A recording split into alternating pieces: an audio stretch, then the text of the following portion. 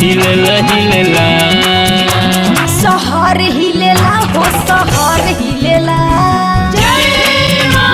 सहर हिलेला हो सहर हिलेला सहर हिलेला हो सहर हिलेला बहेला पुरवा तो हिले चुनरिया नाचला बघवा तो हिले कमरिया बहेला पुरवा तो हिले चुनरिया नाचला बघवा तो हिले कमरिया चलली मई तो डगर हिलेला सहर हिलेला हो सहर हिलेला सहर हिलेला हो नगर हिलेला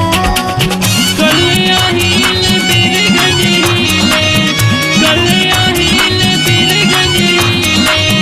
जितपुर हिलेला ए मायो चले लो डगरिया तारा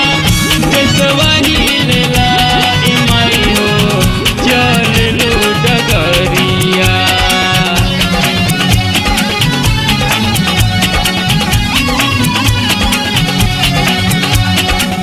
माई के हाथ शोभे त्रिशूल कटार हो गरबा में शोभेला मुंडन के हार हो मुंडन के हार हो मुंडन के हार हो माई के हाथ शोभे त्रिशूल कटार हो गरबा में शोभेला मुंडन के हार हो मुंडन के हार हो माई के मंदिर में भीड़ बटे भारी दर्शन करे आइल सबे नर नारी जैसे पनिया के संगे लहर हिलेला सहर हिलेला हो सहर हिलेला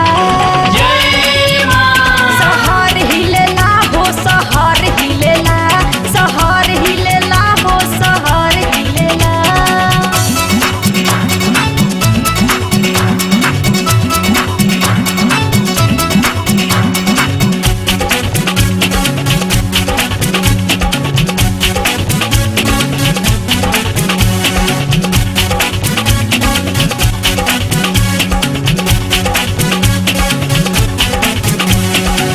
केहू चढ़ावे मई के पान नारिया लावा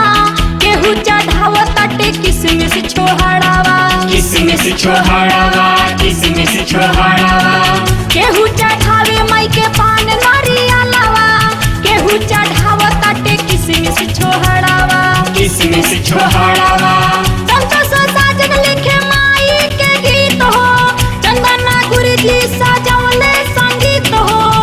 जब गावेली चंदा कमर हिलेला सहर हिलेला हो सहर हिलेला